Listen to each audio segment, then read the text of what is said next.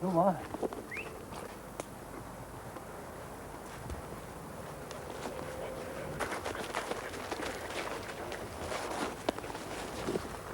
Vida, vida, vida, vida, vida, vida, vida, vida,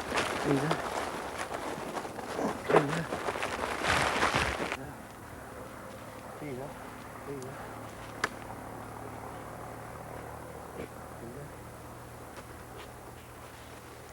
You might think that these Italian farmers are hunting for buried treasure. And in a way, that's about the truth of it. In fact, they're hunting truffles, the most expensive mushrooms in the world.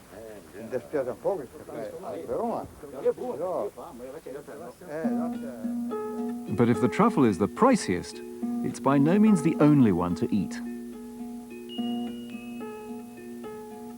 There's a whole range of wild mushrooms which are slowly but surely gaining in popularity.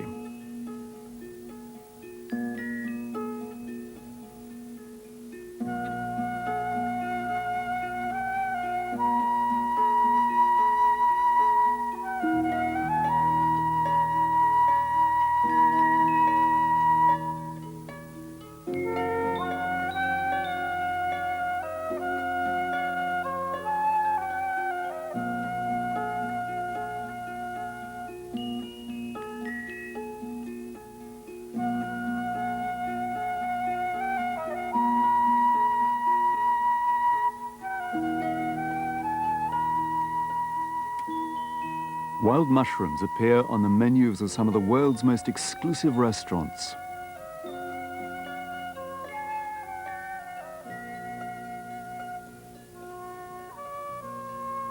But of course, not all are good to eat.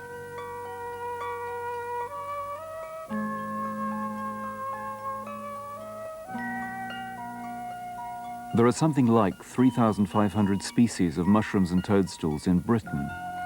They range from the tough to the fragile,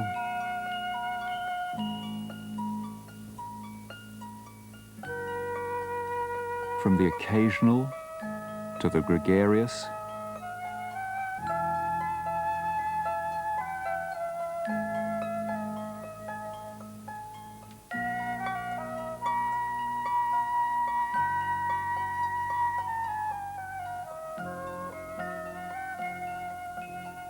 Some are weird, and some are delicately fashioned, and they grow literally everywhere.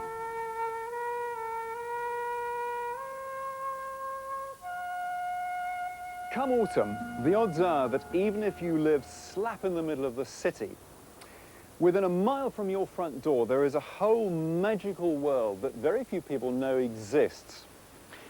If you have any preconceived notions about mushrooms and toadstools, and a lot of people do, forget them, because they're probably not as you imagine them to be. Mushrooms and toadstools form part of an enormous group of plants called fungi. And that's what we're going to be exploring through this series of programs, the fungi. There are so many different sides to them. They're beautiful, and yet they're grotesque at the same time, which makes them wonderful for artists.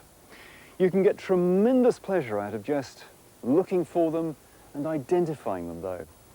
It's a strange thing. In some countries, people will get up at the crack of dawn to pick the best specimens. In other places, people fight very wary of fungi. Why should that be? Well, it's probably down to how willing we are to sort out fact from fiction. There are as many myths as there are mushrooms.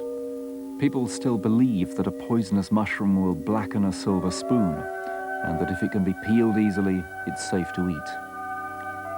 By tradition, mushrooms are good and toadstools are bad.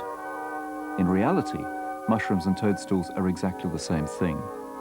Yet this association of toadstools with witchcraft and evil persists. The word toadstool is thought to derive not from toads, but from the German word meaning death.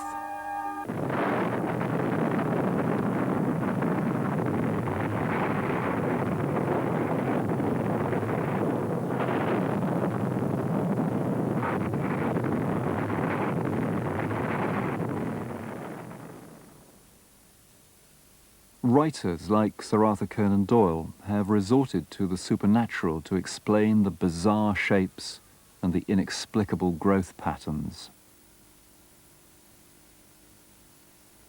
In poetry too, mushrooms are woven into tales where they're described in less than glowing terms, and often they're depicted in sinister or evil light. Children's books in particular depict an eerie underworld peopled by mushroom dwellers, and 20th century children love to squirm at the antics of Fungus the Bogeyman. The British are frightened of them. I mean, the word sort of toadstool, you know, and everyone says, oh, toadstools. And you see children, and when you go out in the, don't you touch that, don't touch that, it's poisonous, you know, it's absolutely deadly. And if they do see a toadstool and suddenly, oh, you know, let's kick that, get rid of it, you walk along the path and you'll find all the lovely puffballs and so on all kicked over because people are frightened of them. They, as far as they're concerned, they're all deadly poisonous, which of course isn't true. We've always been very frightened of everything except field mushrooms by tradition. And Robert Graves has an interesting theory on it.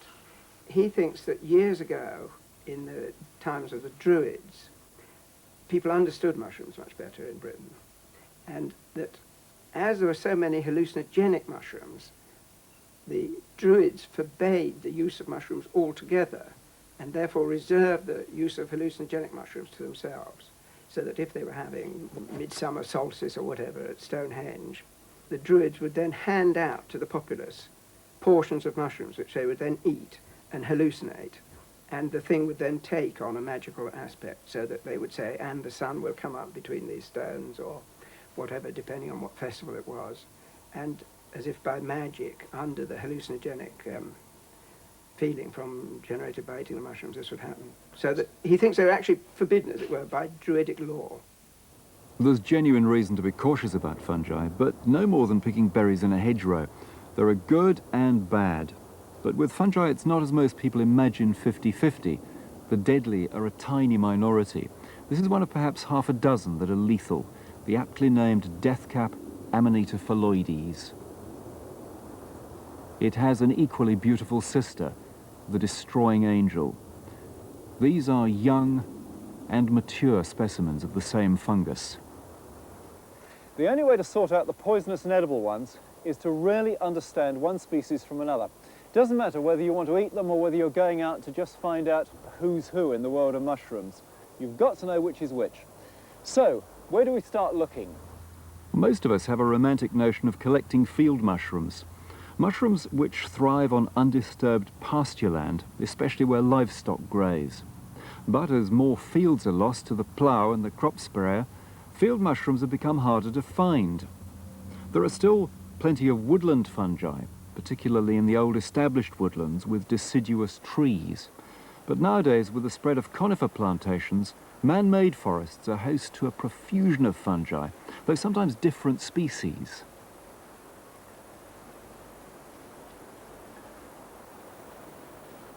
Many form destructive associations, either rotting down plant rubbish or destroying living trees. A pine tree has succumbed to this bracket fungus.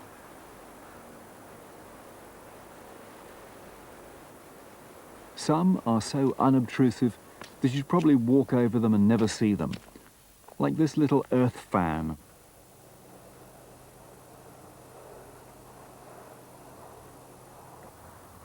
Within the larger mushroom-like fungi, which form the great majority, there's a loose similarity of construction. A cap, often with scales or patches covering gills and mounted on a stalk. They follow approximately the familiar pattern, but regardless of more obvious differences of shape, size and colour, all fungi have one feature in common, but it's something that isn't generally obvious.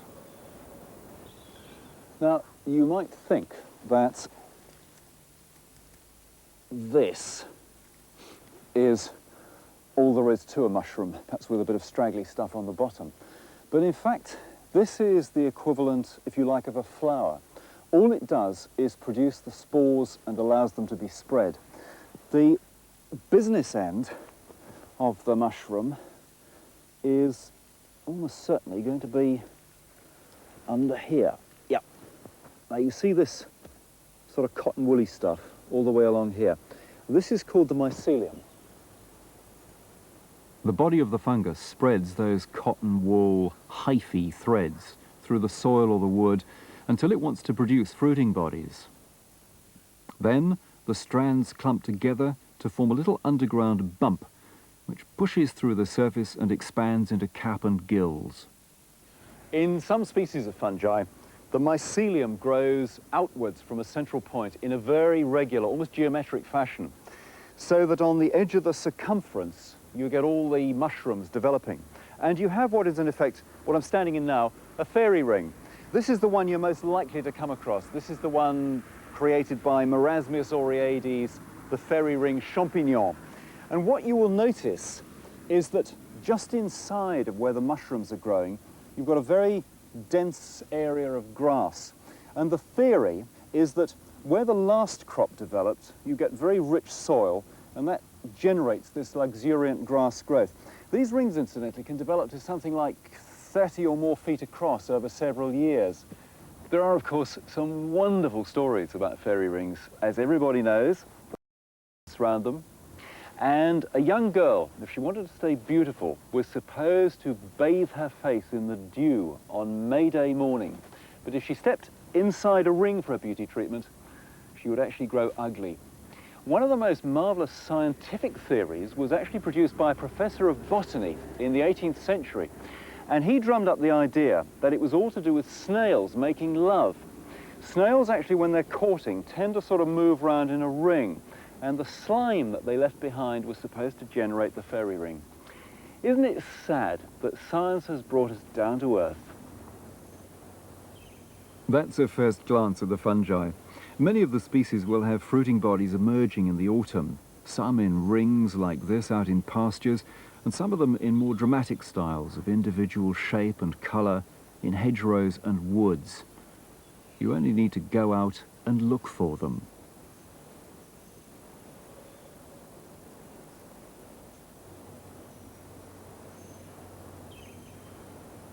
We'll be covering many aspects over the coming weeks, but we're going to start our excursion by looking at wild mushrooms as a source of texture and flavour for the best of cookery. David Chambers is the executive chef at the luxury Meridian Hotel in London's Piccadilly. Most of the time he has to rely on a commercial supplier for the wild mushrooms he uses in his cooking. But given the chance, there's nothing he enjoys more than getting out on a fine autumn morning collecting his own. So you're gradually kind of growing in confidence as Well, you yeah, get to know more. my vocabulary on mushrooms are widening every year. I get to know them at work, and in walking around the countryside, you suddenly realise that they're readily available in this country, and that's how I started picking them, basically. Well, you've got a nice variety here. Yes, I was really, really surprised. We've had a good day so far, I must admit. Now, you use French names for a lot of these, don't you? So what would you call that, for example? Well, we call that trumpet de l'amour. Yes, I call that in Hall of Cockney Plenty. English. So you'd go for French names all the time? Well, just basically because we tend to work in French in the kitchen anyway, and it's much easier to tell somebody to go and pick up a set if he's always been using that. Right. Would you use something, for example, like the set with a particular dish? Do you use certain mushrooms with certain dishes? Well, at the moment, they're so lovely. What we're doing is serving them around a lovely French salad and topped with a little bit of warm goose liver. Absolutely fantastic. Oh, yes. What about the bluets?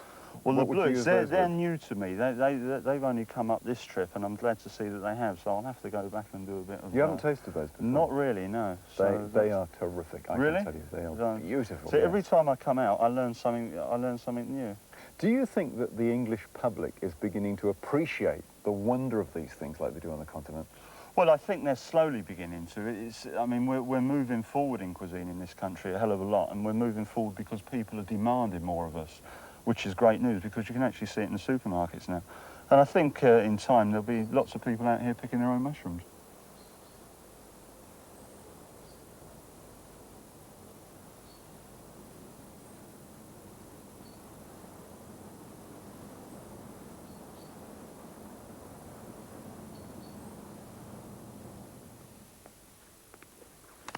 It's quite dark actually under here, doesn't it? Look, They glow beautifully in the woods. Some more Peter Mouton. those are rather nice, aren't they? They No, are, that, aren't I mean, that to me is in perfect condition. Shame to pick it, really. Never mind. It'll go into the pot like everything else does. Tastes good. Listen, that is absolutely Yeah. beautiful, isn't it? Yeah. But the colouring of Now, it. what would you cook those with? Now, again, rabbits, the whiter meats, generally speaking, the lighter meats, rather than the beefs and the venison. What I'm going to do is we scrape all those off, those like needles there, which is why you call them hedgehogs, I suppose, and just clip off the bottom there and saute them in butter, and they taste lovely. Ah, Generally it's with got to be some- lunchtime soon. Some shallots. Or What something. else have we got? Ah, look. Oh, that's rather nice. Now, would you take something like that with you? Well, that looks like a sep type mushroom to me, but It's actually without very similar. without knowing absolutely 100%, I'd leave it there. It's a thing called Boletus badius, actually. It's got you feel the cap, that's quite sort of sticky, isn't it? And it's got those lovely, if I stick my thumb on it there, it should actually turn blue very quickly. Oh, See how the colour's changing? Amazing. That actually is quite edible. Really? Yeah. Oh, Go on, be a devil, stick it in. Yes, right. Great stuff. Okay. What else?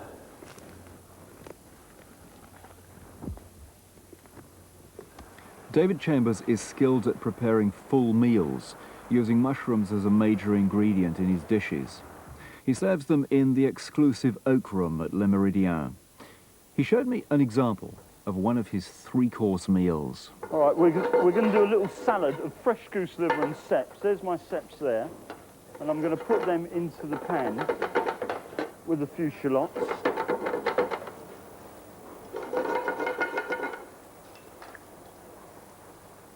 And we'll cook that in that pan very, very quickly with the goose liver to give it some, keep it nice and moist, pink inside.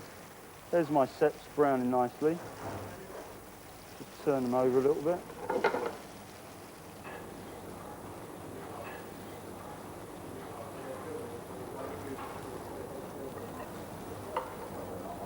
Is that one going upstairs? It is, yes, yes. This is a shame. There's my goose liver. And we watch that carefully because we don't want it to go too overcooked. And that's just going to go on the top, That's is it? just going to go on the top. There's so much of it is in what it looks like as well as what it tastes like, isn't it? Yes, the You've got textures and Colour the and layout flavours. and flavour. there's the goose liver. Lovely. And that's the dish.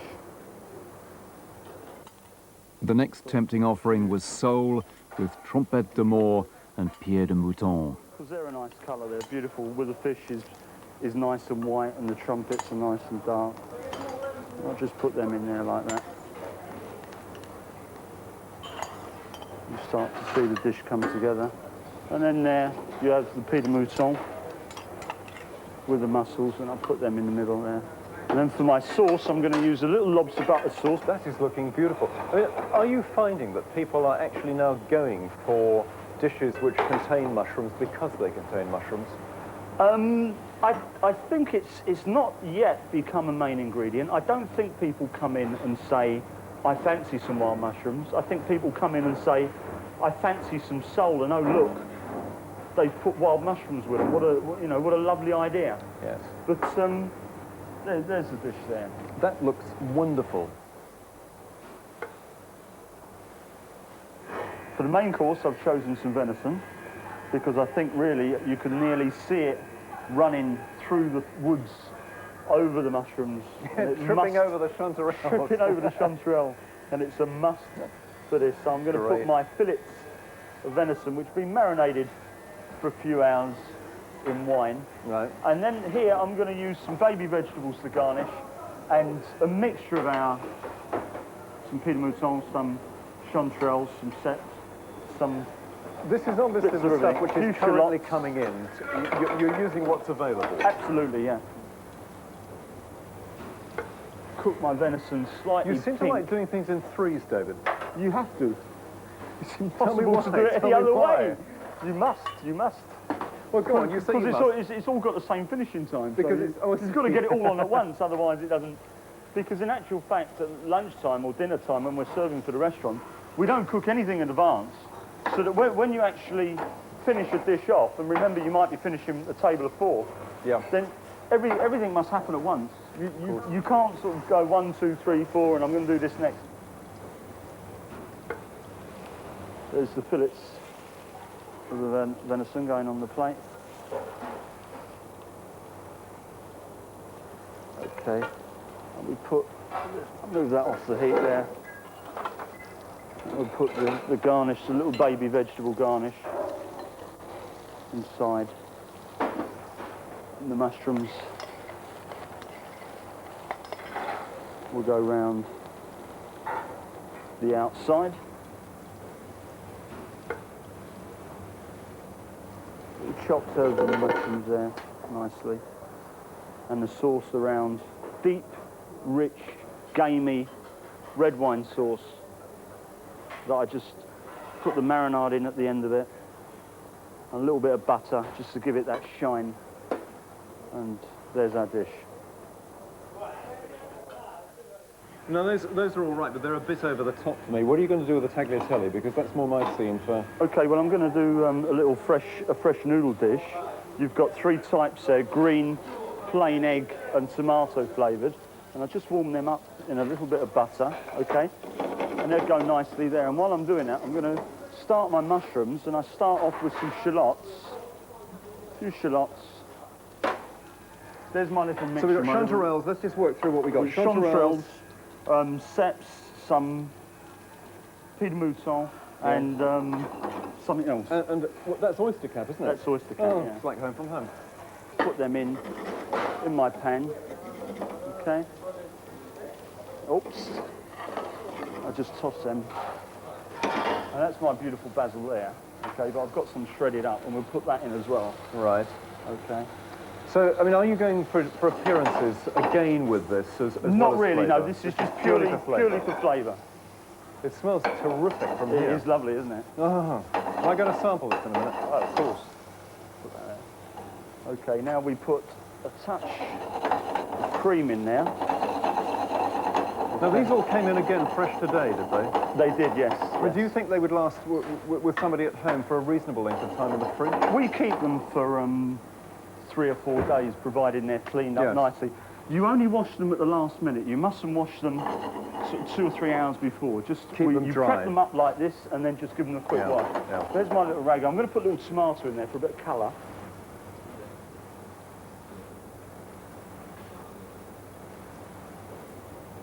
Just in there, and that's coming along. That's coming along nicely now. I can never do that. You see, when I try and do that, it goes all over the floor.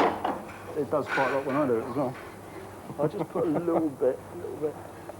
There you go. Is this going to be a job in the fingers, or I think we might be able to find you a spoon. find me a spoon? There we go. This. Mushrooms there, with the basil and a tomato. Little ragu, perfect main course for a vegetarian, and very, very simple to do. Okay. Excuse the lack of taste in eating this, but I've been saving up for this. What do you think? Hey, Simple. wonderful. It's worth bearing in mind that David Chambers is not a fungus expert. He has no specialist knowledge. He started out by going and identifying a few particular specimens. And that's what anybody and everybody can do. As it happens, all the species that he used in his dishes came from a particular forest in southeast England. But there are dozens of forests like it all over the country. All you have to do is to go out and look.